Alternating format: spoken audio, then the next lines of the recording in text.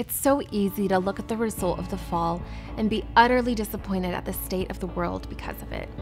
History has been riddled with war, famine, disease, suffering, bloodshed, chaos, disaster. The list goes on and on.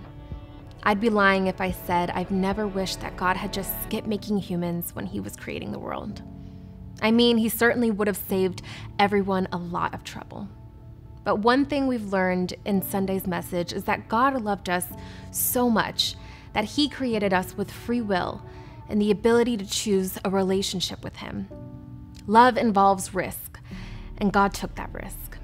I know it's probably hard for us to imagine taking a risk like that for love. We are not a vulnerable culture. Nowadays, being vulnerable with others is actually considered a brave thing to do, instead of a natural, normal part of relationships.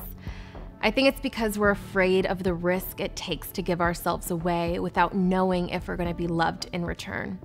And it's a painful thing not to be loved in return.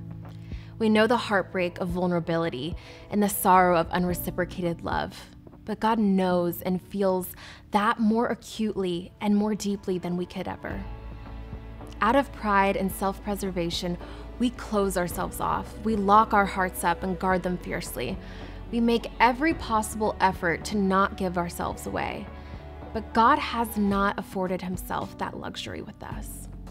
You see, God took the risk because he saw the reward of relationship with us, a perfect, restored relationship.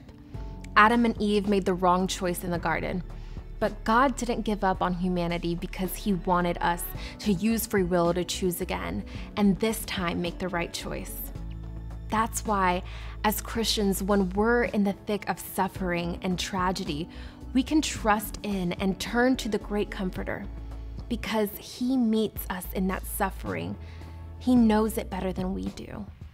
And we can look forward in hope to evil finally being destroyed, every tear wiped away, and our relationship with God as it was meant to be, unrestrained, untainted, unseparated, and unending.